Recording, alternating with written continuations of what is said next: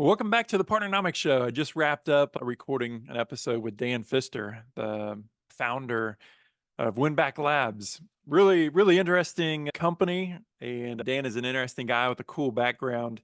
But as I mentioned, and you'll hear in our conversation, spending 13 years at Sprint, I know that the world of subscriptions and retention rate was something that we lived and died by every quarter.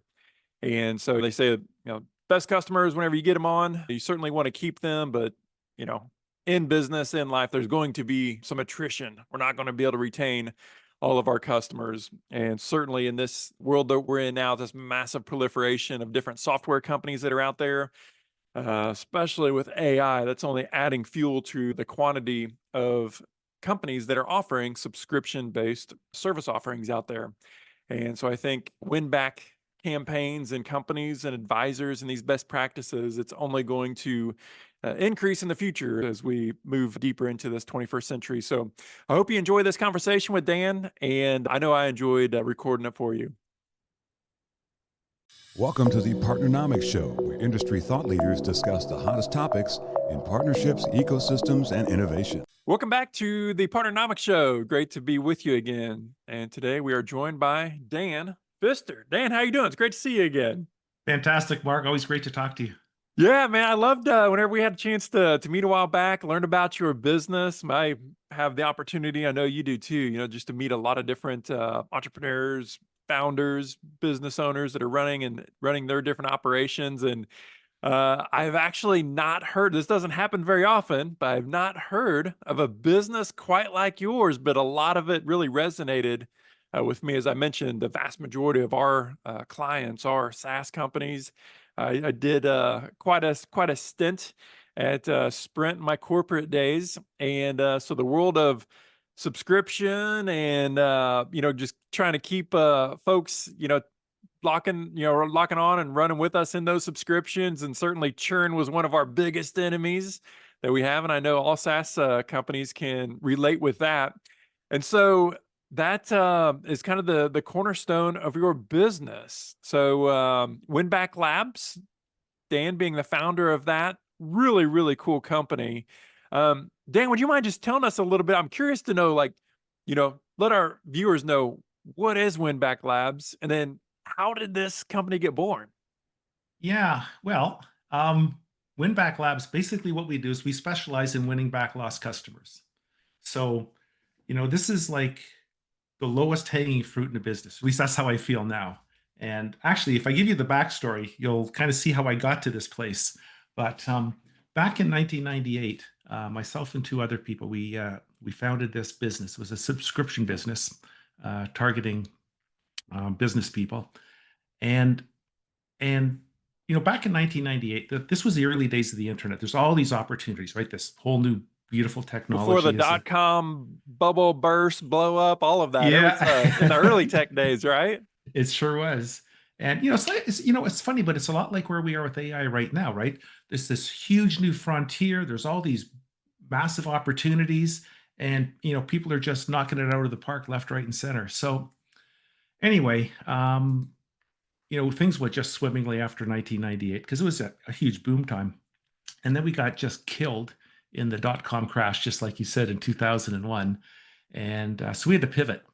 And what we ended up doing is we wanted to put a real stable base under ourselves. So we started only working with large, stable organizations. So, we had Fidelity and other mutual fund companies as our clients, IBM.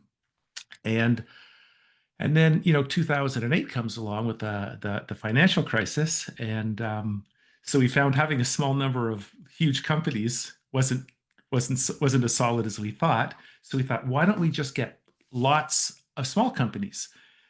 So what we did is we ended up generating more than 50,000 customers.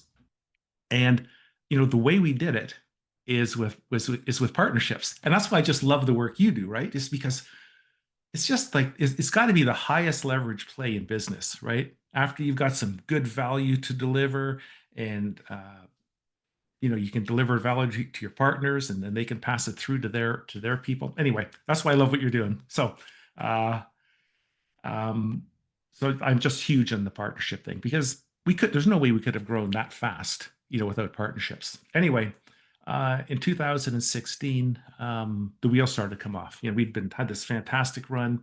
Sales started to really slow down, and the biggest problem was churn was spiking.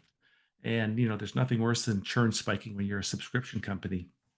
And this time we had no external crisis that was causing the issue, so we had to look more internally. It wasn't a matter of changing a business model; it was changing something that we were doing. And anyway, one of my partners pushed me to do more with our lost customers. That was kind of like my area was, it fit more into my area than anyone else's. And I didn't like the idea. Like, we had grown through new customer acquisition, through partnerships, and I just want to do more and more of that. And I'd also done some ad hoc customer win back outreach, and it really didn't do much.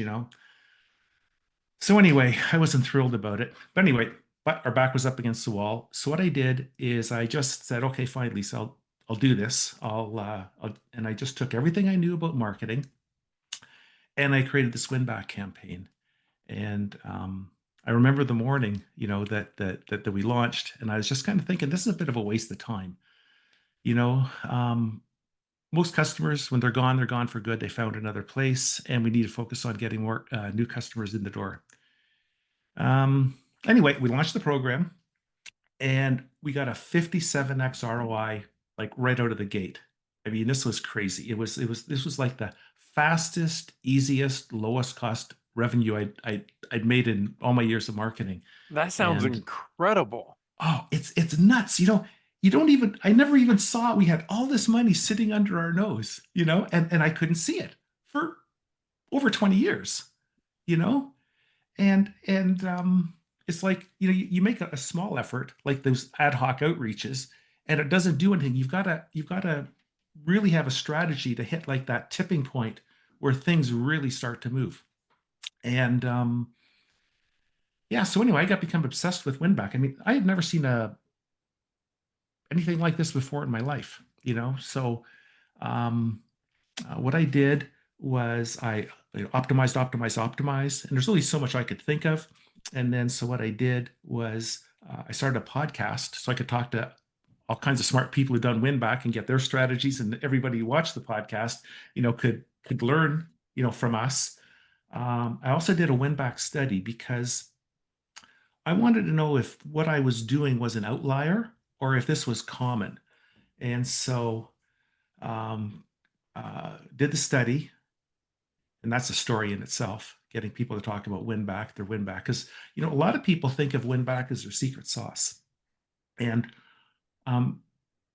just before I started doing this Winback business, there's two people. They wrote a book on Customer Winback about 20 years ago, and it's the only other one based on original research. And I got a hold of, I was able to get a hold of one of the authors, Jill, and I said, listen, this is your bailiwick. I don't want to step on your toes because I'm going to go all in on this, and she said, no, do it, Take the baton and try to run further with it, right? I imagine. Yeah. And she was on the board of an NYSE company, and she had no time for this anymore. She had moved on.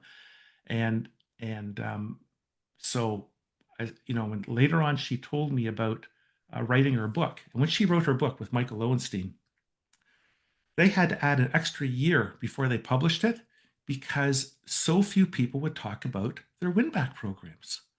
Because Just like I so said, proprietary, or were they just kind of embarrassed to just no, to talk about they customer did, churn? they thought about it as their secret sauce. It's like, this is this low cost, high ROI revenue, and we don't want our competitors to know about it, because also if they don't do Winback, we can suck up a lot of their people too, right? Because in some businesses they'll go to 2 or 3 different businesses before they land. Anyway, so I didn't mean to belabor that point, but the idea is that so I did the podcast, I did the study, and then I took everything that I learned and I put into a book called Million Dollar Winback. Yeah. So, like with your specific example that you have, what was the product or service specifically that you were selling, and then what did you determine was a reason that people were leaving in the first place? Any kind of insights gleaned there? Yeah, I mean, there's a few things. Um, it was different for all different groups. So I'll just give you like maybe like kind of a high level part. We found that for some people, we weren't feeding them information fast enough and didn't feel they were getting value. Other people felt we were doing it too much. We were giving them too much information. They couldn't consume it and get their value that way.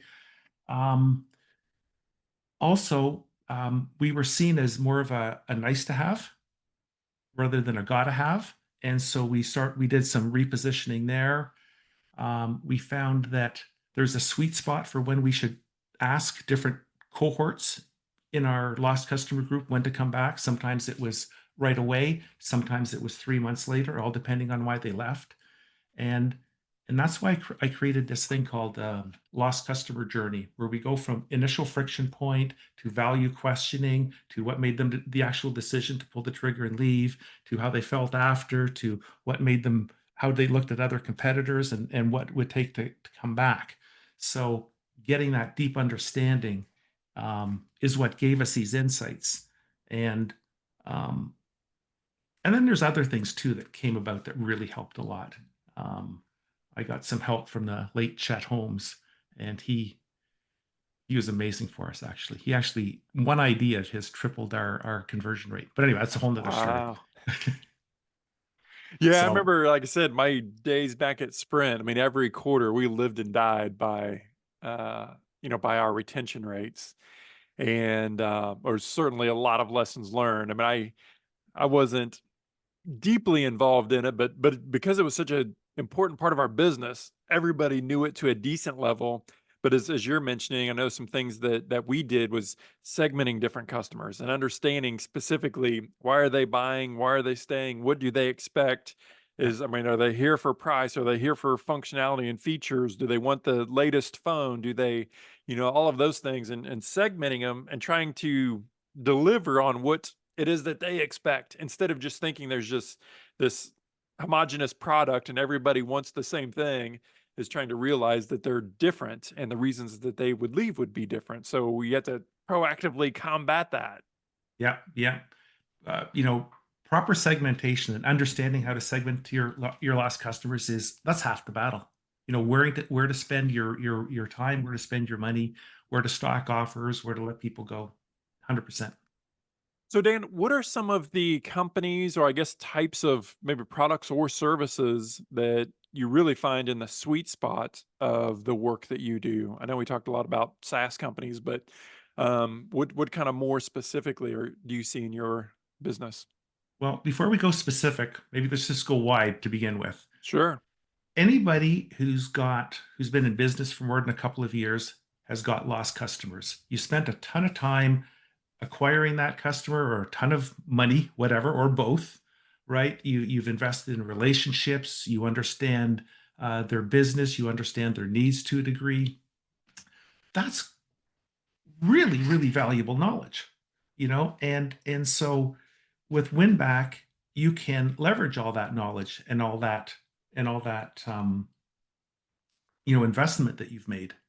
So even if you're not a subscription company, we'll talk about why subscription companies in a minute, but even if you're not a subscription company, even if you're a consultant, and even if you sold the same thing to 15 different people, well, those 15 people probably have the same second need that follows directly from the last thing you did. Create that product, and now instead of 3% conversion, you're going out at 25% conversion. And we haven't talked about Winback stats. We can if you want later, um, but but the bottom line here is that the very best companies for this are subscription-based companies like SaaS companies. And the reason that SaaS companies are some of the best for subscription is their margins are so high. So you've got all this customer knowledge, when the buying window opens, you know so much about how they buy, who the decision makers are. So subscription companies are fantastic, SaaS in particular. If you've got high customer acquisition costs, like for example, say you sell to lawyers, and it just costs a fortune to get in front of them, or to get their attention and then to get the business. Well, they know you now. You're not some unknown quantity. So when you reach out to them, the average number of touches it takes to re-engage them. It's like 1 to 3 touches now, whereas before it might have taken 100. And so the cost of reacquisition is really low. It's a fantastic use of your resources. So basically, if you got high margins, if you've got a lot of lost customers, or if you're in a subscription business.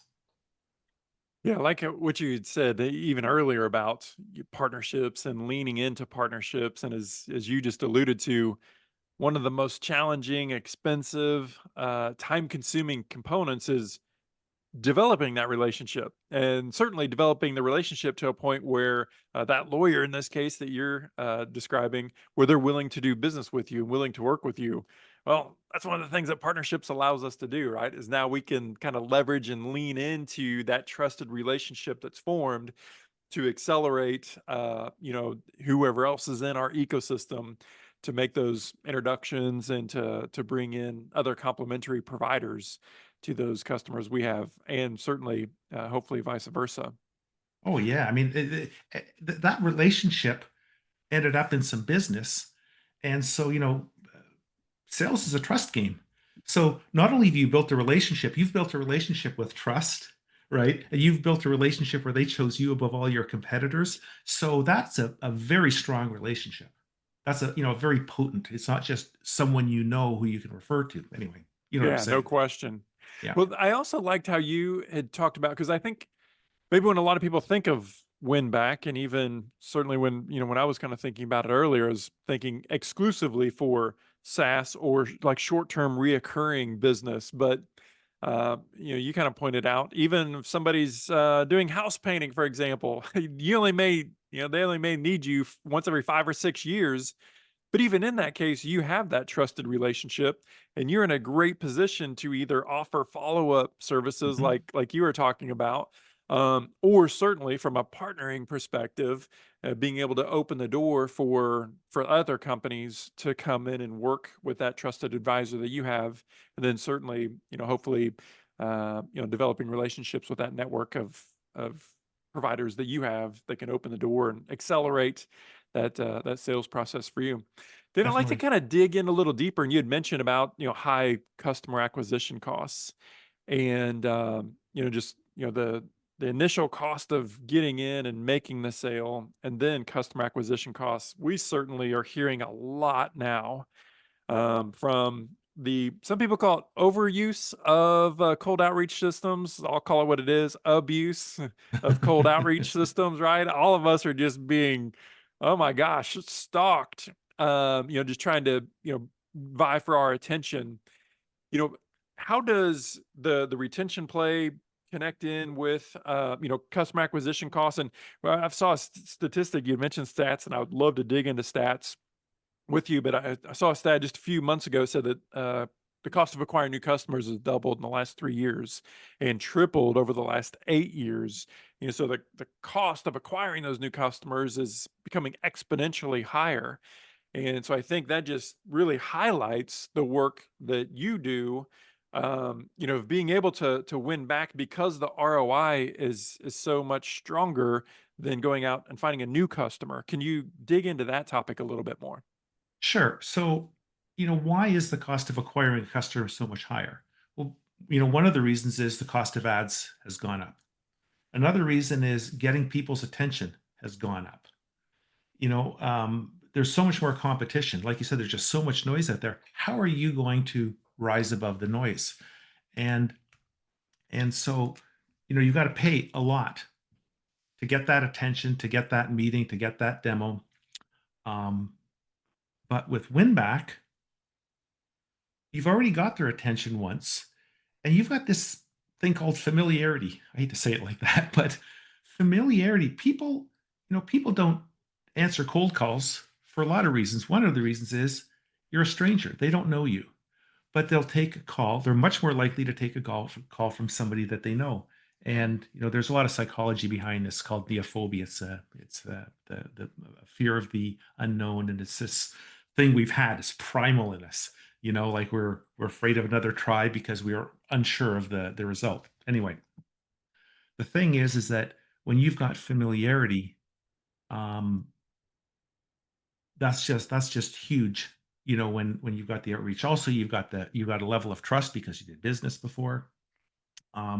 So uh, I lost my whole train of thought, Mark. I was thinking too far It was ahead. making Sorry. sense to me, man. I was loving it. Well, a question for you. So for subscription-based companies that are thinking about doing a win-back strategy, is there any plus or minus for, if I have a $5 a month mobile app, or maybe it's a $1,000 a month enterprise app or something like that? Does the cost or the price of that monthly subscription, does it play into it at all, or as far as like the ROI or maybe the strategy of how you would go after the win back? Well, the thing about high cost product is you can spend a lot of money to get in front of those people. Like, I mean, first you're going to do the light that maybe an email or a phone call, which is very inexpensive, right? But if they're worth a lot of money, you're going to maybe give them some kind of incentive, take them out, invite them somewhere, that kind of thing. If they're a very low cost, you're basically limited to how many touches it costs something, touch costs. You can send out the emails, you can send out SMS messages, but what if you want to send out a direct mail piece? What if you want to send out a postcard? What if you want to, um, you know, do anything that costs money? You've got to spend more and more. So you're a little bit handcuffed with smaller uh, dollar value things. But I did a project with a product where the average sale was ballpark $60. We did over $1 million, um, basically for the cost of email.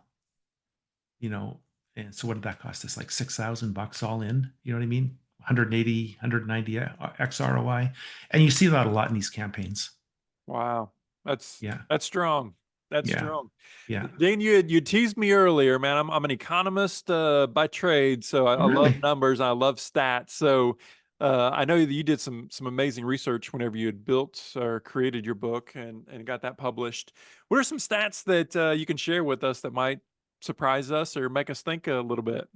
Well, the first thing is the average win-back campaign generates 485 grand for an SMB. That was the average we found um, in the study. And the people who were in the study, they were most of them were in the C-suite of companies with 200 employees or less. CROs, CMOs, CEOs, founders. Those are the kind of people we talked to. And the initial group was 170, and then more later. But basically, it's a decent size. So we got this number 485 grand, and then we want to know why was it so valuable? And there are two reasons. One is that on average, about 26% of people come back. And that's what our study found, 26%. And then we found this study that was featured in the Harvard Business Review, and they found that 31% came back. That was based on 40,000 lost customers. So we knew that was pretty solid. That's a Very solid close. number. Yeah. 1 in 4, 1 in 3. That's pretty close. And then we looked at, and then so Winback makes a lot of money because first a lot of people come back, and then when they come back, they're big spenders. And what we found is their lifetime value more than doubled the second time around in the study. That's what the study showed. And then we went back to that same study in the Harvard Business Review, and they found the second time around, people spend 110% of what they spend the first time around. So we know that was very solid too. So we knew that there was big money in Winback, and we knew why there was big money. And then as far as the costs go, we found that the cost for these SMBs was under $5,000 for a win-back campaign. So the ROI for SMBs was 97x. And in the ROI, what we found was there's this range from around 30x to around 180x. And for the people with the lower ROI, like that 30x, like one group was an HR company, and they had to wine and dine their clients. So they take entire HR teams out for dinner and stuff. So their win back cost like $50,000, but they made $1.5 million. So the ROI was around 30. A friend of mine did a win back, and he sent postcards out, reselling ticket or selling group tickets for the Detroit Tigers. And just based on those, whatever dollar postcards, he generated 180x ROI. And it was so impressive. Like the Rangers did it after that. So that's exactly what I got with that, whatever it was, $40 or $60 program that I was telling you about. Wow. So whenever you think of successful programs, unsuccessful Yep. programs, how do you categorize those, or like strategically, how do you know, or how do you decide which approach you're going to take for a win back strategy? Whew. Well, how do we approach it? How about I just tell you how we approach it, and then maybe we can dig into different areas. So That is works that for okay with me. you? Okay, perfect. So the way we approach Winback is first we want to know who who should we focus on? Who are our we need to identify our best candidates. So what we do is we take our entire customer list, individuals. We do a propensity analysis. So we find out what's their likelihood of coming back. And then we do predictive revenue modeling on them. Okay. And we score. Everybody gets a score. Then we combine the scores. And so we've got this one score, this one win back value score that basically tells us um, the people who are most likely to come back and spend the most money. Okay. So high level view, that's who we've got. Then we select a group of those people. Okay. So for argument's sake, let's just say we select the top 10% because and it's also a group where we can give the same offer to. I'm going into too much detail. Sorry, I said I was going to go broad first. Okay. So first we identify our best prospects. And then what we do is we want to get a very deep understanding of them. So what we do is we do that whole lost customer journey thing we were talking about, from first friction point to the whole deal. And when we get this deep understanding of the lost customer, not just here's 10% off, come back.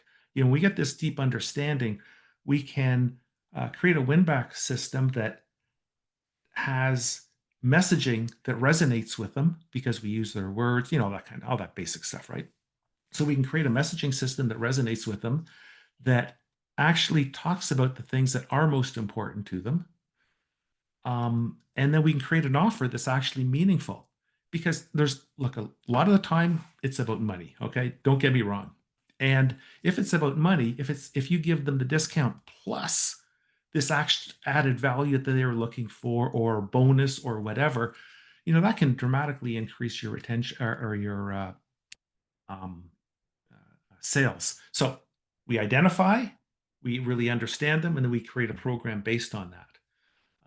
And then what we do is we optimize. So after we run the program, we say, okay, we talked to everybody who bought, we talked to everybody who didn't buy, maybe not everybody, but a significant proportion. So we find out, why did you really buy?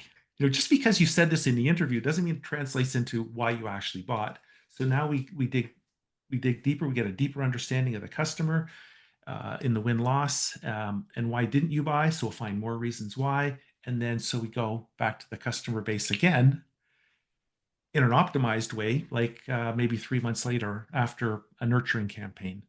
So that's a high level view of one group. You want to dig in? You want me to dig into one, or is that enough? So you essentially find all your customers, you identify your customers that left, and then rank them by probability of them coming back. Take a subset, let's say 10%, and then you'll run essentially a pilot win back test, a Yeah, strategy on them, run a yeah, campaign on them. yeah, And then, I guess you would have a hypothesis of what your win back percentage should be. yeah, And then you run it, you see the results, and either it performed well or not, but then try to talk to those people and understand what pulled them back in, or what Why did they not? Why did they decide to not come back in? Yeah, And then just tune your campaign based upon that, and then be ready to take it to the larger masses that left. exactly. And just the ROI on the pilot, can be pretty impressive. Like when we do pilots, we guarantee a 5x ROI. You know what I mean? And we're being very conservative because it's a guarantee. So these pilots they're not only instructive, but they generate revenue. Yeah, absolutely. It sounds like it. Well, Yeah. Dan, one last question before I let you go. And I'm thinking of, like the types of companies. I'm putting myself in one of our clients' shoes, that, let's say they're running a SaaS company, and they're trying to decide, hey, Dan, I've only been in business for whatever, 3 years, 5 years, 1 year, 10 years. Am I ready, or how will I know if I'm ready for a win back campaign? What would you say to them? Is there certain percentages or certain numbers, or how would a company know if they're ready for a win back, or how often they should be running win back campaigns? Sure. So if you've got churn of more than say 4% a year, and you've been in business for 3 years or more, definitely you've got a significant number of people that are worth going after. Um, if you uh, ask me the question again, sorry, Mark, I was Yeah. So if I'm a CEO of a SaaS company and I'm trying to decide, am would I be a good candidate to work for, with Dan? right, Am I ready for that? right. Is it a quantity of people that have left me? Is it a churn percentage? How do I know if I can be successful with running a win back campaign? Yeah. Take the number of customers you've lost, say in the last 2 years, multiply it by their average lifetime value, and if that number is more than say $500,000, that's what you've got sitting on the table. 500,000 or more is worth going after, worth putting a campaign into. Yeah, so that would be worthwhile. And there's a really huge secondary benefit to doing win back is you get this deep understanding of why people are leaving. So before you do the win back, you wipe out some of those churn causing things that you never noticed before. And we noticed that anecdotally, you can reduce churn maybe by 20% is reasonable. We've seen it, people reduce it by like over 80%. And what I'm saying is, if it was 20% before, it might be like 4%. But generally, if it's 20% before, we might be able to cut 4% off, maybe get it down to 16. So that's a huge long-term win also. Yeah, sounds like some great advice. I don't think, anybody in business that has a subscription business, it's never going to be a 100% retention rate, but Yeah. certainly we want to have that as high as possible. Well, Dan, thank you so much for spending some time with us, for sharing those insights. And man, I'm looking forward to sharing this with our listeners and viewers. So thank you so much for your time. Thanks for having me on, Mark. Really appreciate it. Thanks for joining us for this week's episode of the Partnernomics Show. Don't forget to subscribe to get the newest episodes at thepartnernomicsshow.com.